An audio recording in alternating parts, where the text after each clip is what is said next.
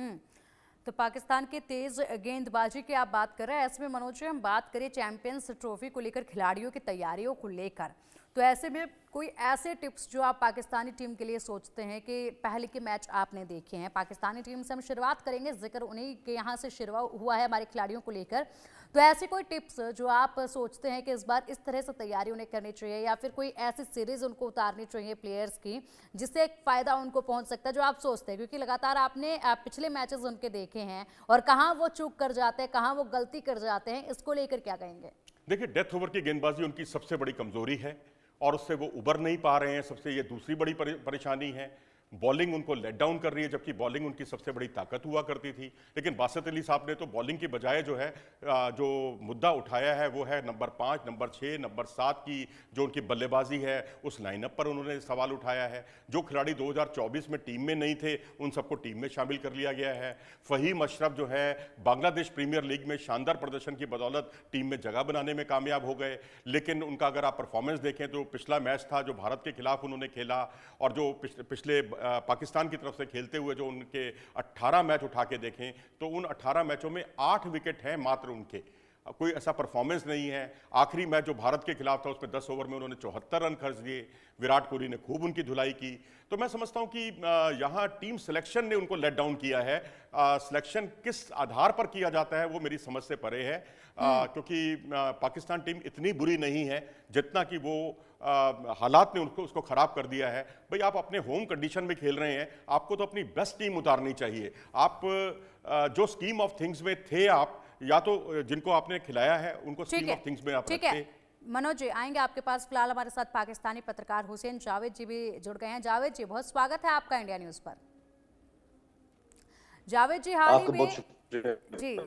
हाल ही में एक का वीडियो सामने आया है पाकिस्तान से चैंपियंस ट्रॉफी को लेकर, जिसमें बासित अली जी जो कि पाकिस्तानी पूर्व क्रिकेटर हैं और उन्होंने ये दावा कर दिया है, ये अनुमान उन्होंने लगा दिया है कि भारतीय टीम तो खैर उनकी फेवरेट है, ये तो उन्होंने कह दिया है, लेकिन साथ ही उन्होंने ये भी कहा कि 70% जो चांसेस हैं वो भारतीय टीम के जीतने के हैं और 30% जो चांसेस हैं वो पाकिस्तानी टीम के जीतने के हैं।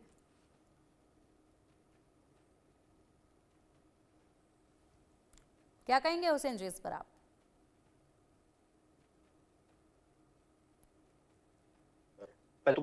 जी आपको मेरी आवाज आ रही है? जी जी जी जी मैम, आपको आवाज आ रही है? जी हुसैन जी आपकी आवाज मिल पा रही है? अच्छा, मैं ये कह रहा हूँ कि जी मैं ये कहूंगा कि इससे पहले तो आप मुझे ये बताएं कि बासित साहब ने जो बयान दिया है, जो आपने बताया कि 70% इंडिया है, 30% पाकिस्तान है, ये उन्होंने 23 फरवरी का जो मैच है उसके हवाले से कहा या ओवरऑल उन्होंने चैंपियंस ट्रॉफी के हवाले से कहा है? चैंपियंस ट्रॉफी को लेकर उन्होंने कहा है।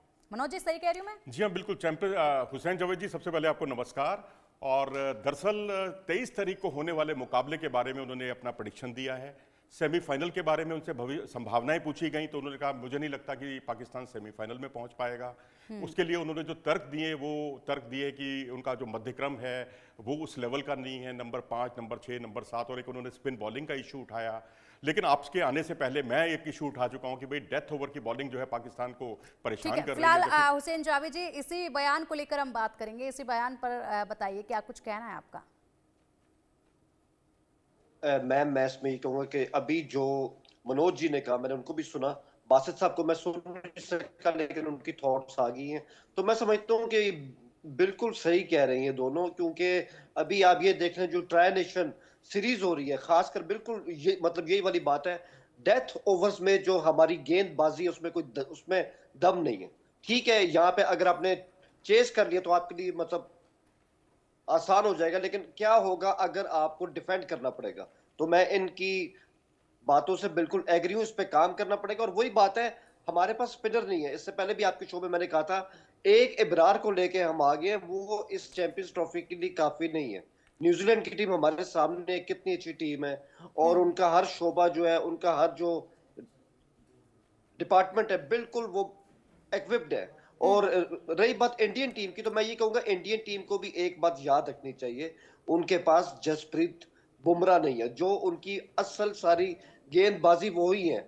ऊपर से आपके पास सिराज भी नहीं है, जो मुझे हैरानगी कि सिराज की जो गेंदबाजी है इतनी अच्छी रही है, किस बिना पे उनको टीम का हिस्सा नहीं बनाया गया? हर्षित राणा क्या सिराज का विकल्प हो सकते हैं, मेरे ख्याल में बिल्कुल नहीं हो सकते। मैच की बात करें इंडिया पाकिस्तान, ऑलवेज जो होता है ये ऐसा मैच होता है कि आपके जो नाखून होते हैं वो आपके दांतों में होते हैं, कुछ भी हो सकता है। लेकिन मैं यही कहूंगा कि 55% जो चांस है वो इसमें इंडियन टीम का है, इसमें भी कोई शक नहीं। लेकिन पाकिस्तानी टीम जिस तरह आखिरी मैच खेली है, हम्म। और उसके बाद आज अगर हम न्यूजीलैंड को फाइनल में हरा देते हैं, तो मैं समझता हूँ इंडियन टीम के लिए हम एक बड़ी चुनौती बन सकते हैं। अगर आज हरा देते हैं, लेकिन हुसैन जी यहाँ पर ये बहुत अच्छा लगा कि 55% चांसेस जो है आपने इंडियन टीम के बताए, तो कहीं ना कहीं आप ये मान रहे हैं कि अभी कुछ खामियां जो हैं वो पाकिस्तानी टीम में हैं।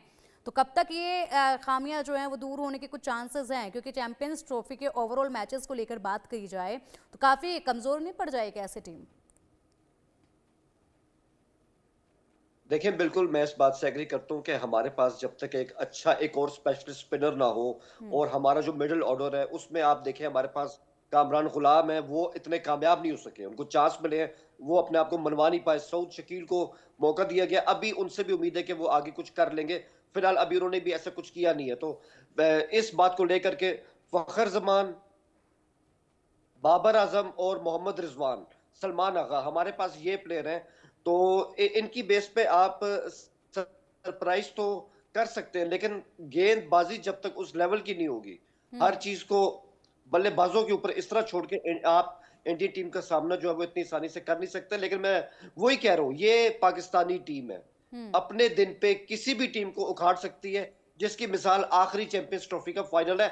और मैं दोबारा कह रहा हूं, याद रखें, आपके पास बुमराह नहीं है, इस बात को लेकर के लेकिन इंडियन बाकी टीम पूरी बहुत टीम ज्यादा तो है कमजोर हो हुसैन गई जी, है। और शायद उनकी लगता भी है जो कि गेंदबाजी बुमराह को अगर अभी फिलहाल के लिए आराम पर हम छोड़ दें तो उसके बाद जो बाकी पूरी टीम है वो तो कहीं ना कहीं पाकिस्तानी टीम पर भारी पड़ती नजर आएगी ना, क्योंकि इससे पहले के जो मैचेस हैं उन पर भी नजर डाले तो इसी तरह की तस्वीरें जी सामने जी आती है। जी। मनोज जी से मैं जानना चाहूंगी, क्या वाकई में मनोज जी बुमराह का टीम में इस बार ना होना इतना बड़ा नुकसान होगा कि पाकिस्तानी टीम हावी हो जाएगी? देखिए, मैं तो कहूँगा हुसैन जावेद जी के विचार रवि शास्त्री से बहुत मिलते हैं। उन्होंने भी कहा है कि 25 से 30% चांसेस कम हो जाएंगे भारत के अगर बुमराह नहीं खेलते। बुमराह नहीं खेल रहे हैं, नो डाउट अबाउट इट, लेकिन आप अर्शदीप को अंडर एस्टिमेट नहीं कर सकते। ये वही खिलाड़ी है जिसने साउथ अफ्रीका के खिलाफ शानदार आगाज किया था वनडे क्रिकेट का, इनके ऊपर छाप लगी हुई थी T20 क्रिकेट की, लेकिन वहां पर ये मैन ऑफ द सीरीज रहे थे और शानदार इनकी गेंदबाजी, दोनों तरफ गेंद को मूव कराना, इनकी स्लोअर वन, इनकी बाउंसर। आप बाउंसर कैसे भूल सकते हैं जब बाबर आजम को इन्होंने आउट किया, रिजवान को परेशान किया है इन्होंने अपनी गेंदबाजी से एशिया कप में।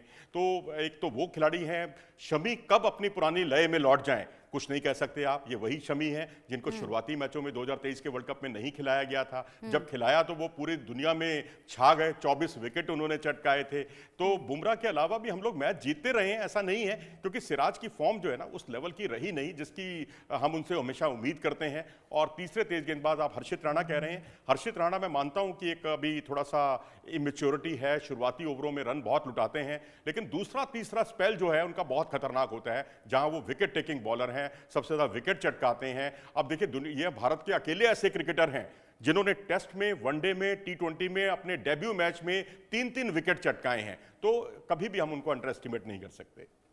हुसैन जी